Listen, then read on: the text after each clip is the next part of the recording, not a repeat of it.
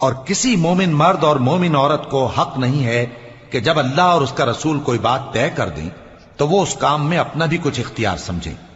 اور جو کوئی اللہ اور اس کے رسول کی نافرمانی کرے وہ بالکل گمراہ ہو گیا۔ اور جب تم اس شخص سے جس پر اللہ نے احسان کیا تھا اور تم نے بھی احسان کیا تھا یہ کہتے تھے کہ اپنی بیوی کو اپنے پاس رہنے دے اور اللہ سے ڈر، اور تم اپنے دل میں وہ بات چھپا رہے تھے جس کو اللہ ظاہر کرنے والا تھا، اور تم لوگوں سے ڈرتے تھے، حالانکہ اللہ ہی اس کا زیادہ مستحق ہے کہ اس سے ڈرو۔